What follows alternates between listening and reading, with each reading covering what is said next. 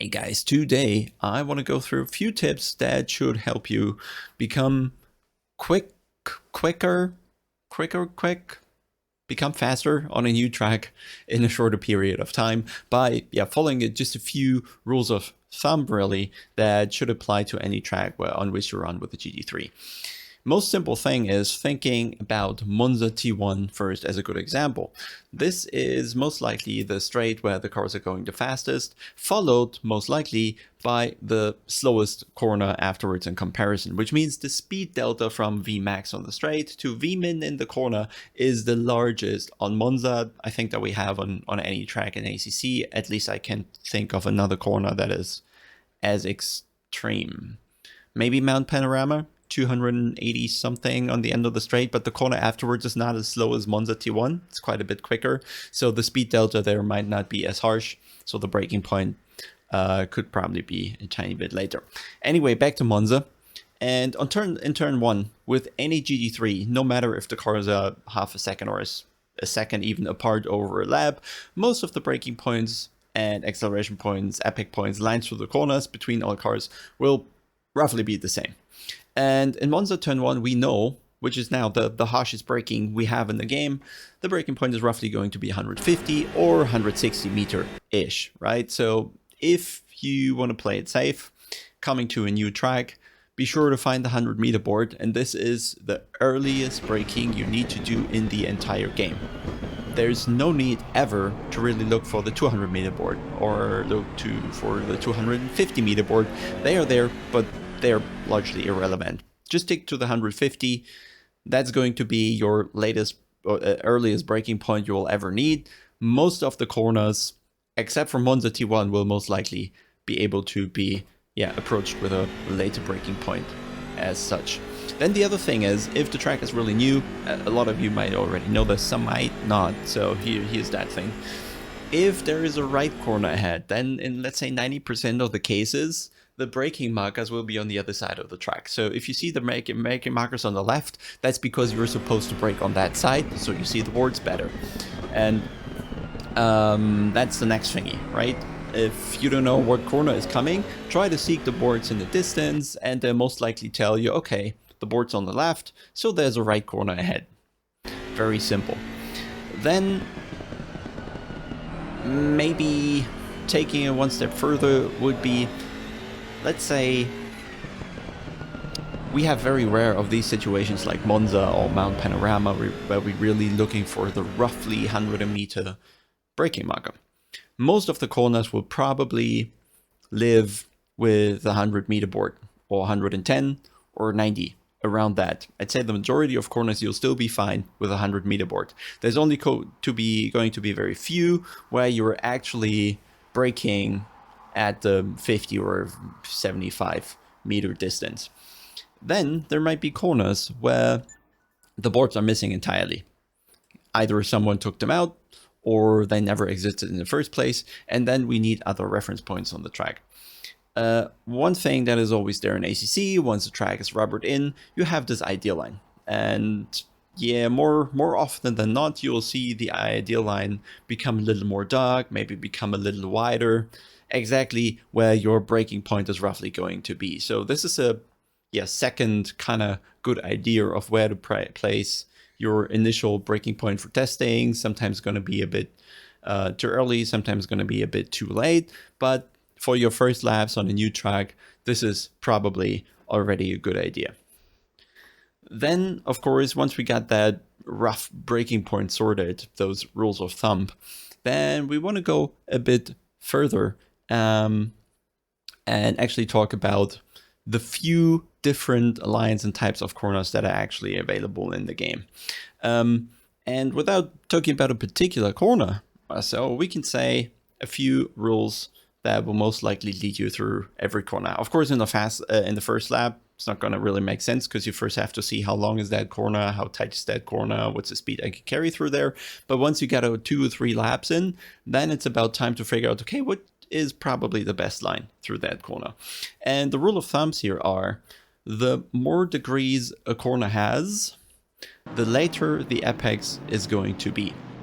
Also, the longer the straight afterwards is, the later the apex is going to be. Thing being is, the longer the straight is, the more focus you should put on being fast on the straight, and that's done better when the car is more straight for the exit already, so you can pick up more speed because the rear tires are not fighting with traction too much. I guess also the apex placement, that the longer the corner is, the more you want to emphasize that short straight afterwards, is pretty much also a bit of an ACC thing, just how the game eventually works, that it kind of just helps most of the cars on acceleration when they don't have to do too much rotation in that phase still. So you're going to place those apex mostly a tiny bit behind the middle of the corner. Roughly, as in terms of degrees, for 90-degree corners, you'll most certainly have the apex right in the middle of the corner. Anything less than 90 degrees, definitely have the apex mostly in the middle of the corner. And the more you're going between 90 and let's say 170, 180 degree, the more likely you're gonna have one late apex. But the closer you get to the 180 degree corner or even above, the more likely it becomes that a double apex approach is actually going to be the fastest way through such a corner. And then there's only really one more thing you have to know for approaching any type of track.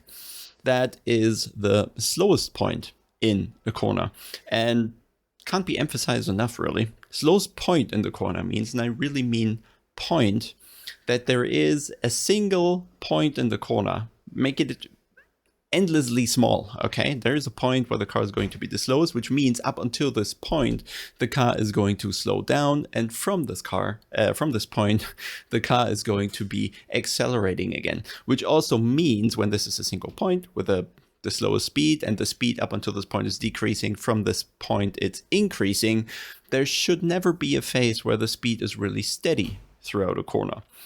The longer the corner is, the less steep the curves will be approaching this slowest point, but it's still certainly a point. Maybe it doesn't look as edgy anymore, as pronounced anymore, but you'll certainly want to be slowing down until this point and accelerating away from this point. The slower the corner is, the more pronounced that point will be.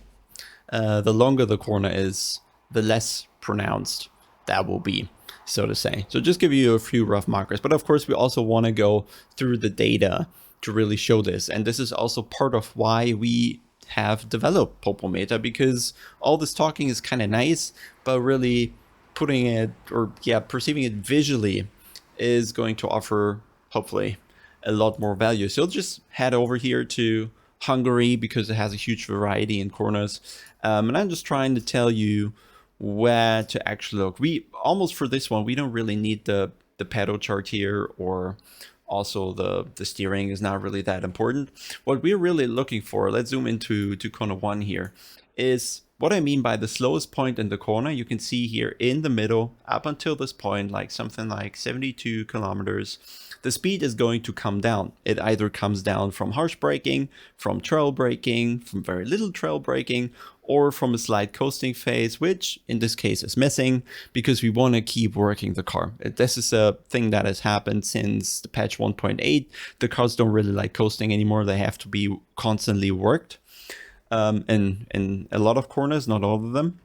So, and you can see where the slowest point now is here happening. It's just about still in, when the throttle is being pushed down. Okay, so there's the turbo lag, right? So the car still slows down while you're already on the throttle, just to explain that. And you can see over on the map that the slowest point is, somewhere here. And if we mark that, and if we kind of extend our tools here a bit even further, sorry, it's just loading that second, we can see, let's take the corner in the middle, and that's something like this. Maybe, and you can see the slowest point in the corner is still slightly before the middle of the corner. While the other thing that we're looking for, which is the apex, I'd say is at least slightly behind the middle here, right? There's probably This is a corner where there's huge variety because the braking is really tricky. Sometimes you'll be on the inside a bit earlier, sometimes you'll stick to the inside a little longer, but more or less, because the corner still keeps going here, you're looking at a late apex, and because the speed is really low in the corner, like 70 kilometers, we want that late apex. We don't want the car to having to rotate too much on corner exit, so we're trying to get this car straightened up here and not need a lot of steering angle down here.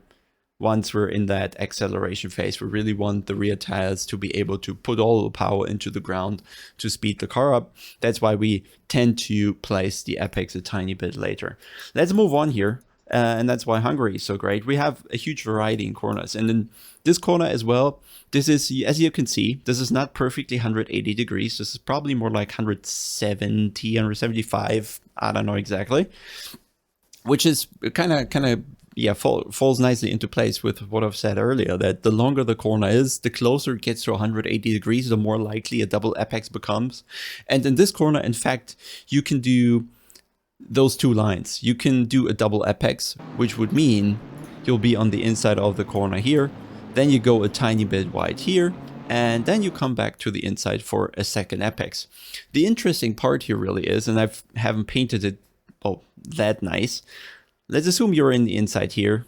Let me get the cursor over here. You're on the inside here, and we probably should also jump to that point in the data. That is much better. Can I recreate it now? Not too shabby, not too shabby. That once we're in that corner now, there is this first apex here on the inside, for example. But you can see the car is we're still on the brakes here. We're still slowing down up until the middle of the corner here, where I painted the second marker, where now our slow speed is going to be in a slightly wider position than where the apexes are going to be in relation to the curb. And then we're starting to accelerate from the slow point. You can see the car is fighting for grip here. The driver, in this case me, didn't nail it exactly, so there's a bit of a hesitation there. But then bring the car back to the inside, go through the second apex there, where again you're trying to get the car as straight as possible on the exit to really have the traction. If you still have to rotate a lot and need a lot of turning angle, the car is most likely going to start to understeer, and at some point the rear will snap. So it's important to allow the car to really accelerate by turning the car earlier, get the rotation done in the corner, and it helps massively if you run slightly wide in the middle of the corner. You can see the gap on the inside here. Let me remove the markers. The gap on the inside here is never really large. We're always somewhat stuck to the inside, but not entirely. We only really get completely tight almost onto that curb on the very end. In this case, it worked out as a single apex, but you can just the same way do it as a double apex. Could as well just be my braking being pretty out of line here. There will be laps where this is certainly a double apex, but you can tell this corner, as it's still within that range of not being 180 degree, not being longer than that, there's this variation in possible lines. The important thing is we have the apexes and where the slow speed point in the corner is. Let's move a little further. There are at least a couple more corners that we can take a look at. Here's the very fast left-hander, and you can tell this is below 90 degrees. So what I said kind of comes into play here, that the apex is pretty much right in the middle of the corner, and also the slowest point in the corner is very close to that. Then this is another very long corner, another very weirdly shaped corner, another something like 160 degrees maybe, I don't know exactly again. And you see the same pattern here. Plus there's some banking going on where we have the tightest point in the corner definitely near the exit and the slowest point in the corner somewhere in the middle. These are the things that you want to take away here. Where are the apexes? Where are the slowest points in the corner? Then we go a little further again to 90-degree corners, which, yeah, kind of tells the story. Well, not exactly 90, but somewhat apex in the middle. In this case, the slowest point is a bit before because we want to lift up the front, get over that curb. But then the next corner is here again. I think this is another important takeaway where to place the cars. The more connected the corners are, the more depending on one another they are. You want to start thinking about those sections with the exit of the section and work yourself backwards what potentially the best line is. Hungary allows us here to take huge amounts of curb on the exit, so the track actually is a bit wider than it appears. But you could also tell, maybe it's not that pronounced here, but let me try it anyway, to just quickly mark my points here again. Well, I would say the middle of the corner, this is going to be a tricky one. Say the middle of the corner, no, it's not here, something like here. And I like to also place the car the tightest in the corner slightly after the middle, just because it allows me to have a straight car for the exit already. Same thing applying as on all the other corners. The other thing that you should be able to see is where now is the slowest point in the corner, and I'm always messing this up here. 6-7, we're already here. There we want to be. So let me zoom in there a bit more. Let's place this again in a similar fashion. Should be something like this. Then you can see where the minimum speed here in this one is pretty unique, that it is a lot earlier than when the Apex appears, right? But it's generally the case that you have the Apex, when you have late Apexes, that the speed is, the minimum speed is happening slightly before, but in this case it's even more pronounced because of how the car likes to take the curb there, for example. But it's just, I just want you to keep this information of, in most cases, the Apex will be either merged with a minimum speed in the corner, in corners up until 90 degrees, and then in corners between 90 to 180 degrees, you'll most likely have late apexes with a minimum speed slightly before, so you're accelerating through that late apex. Or the closer you get to 180 degrees, you'll already have the double apex being, and let's actually move forward to second to last turn, or the last turn even, where we again have this 180 degree, this is perfect 180 degrees here, and the more likely the double apex becomes, where you again have one tight point in the corner. Here again, I didn't nail it as perfect as I wanted to. Then you have a far away point from the inside of the corner, then you have a second tight point in the corner, while the far away point is also your minimum speed in the corner, or at least very close to that. Okay, this is what I want you to take away here. And the nice thing here with the popometer is, and why we really did this, is to allow you to compare in detail. And this is going to be, let's go again for the second to last corner. Now we can really differentiate those lines, and we can see the different approaches towards the corner. And in the end, you'll be able to see where time is lost and gained in this new chart that is then popping up right on top of all the information here. And then eventually you would know, okay, at least what is happening here, where is time lost, where is it gained, where is the car placed, and how does that in the end affect where, yeah, the time fades away. Okay, I hope, let me summarize this real quick here. You are looking for breaking points that are most of the time going to be no earlier than 150 meters. Everything is going to be in that area. The less the speed delta between maximum speed and minimum speed, the more likely, of course, your break point moves forward. In the majority of corners in ACC, the 100 meter board is going to be very useful. In very few corners, you'll be fine with with a 50 meter board. Then, if there's no boards whatsoever, try to look for the ideal line, and where it gets more dark or wider, which mostly indicates where the cars lay down more rubber because now the brakes are fully engaged. This is also a good idea.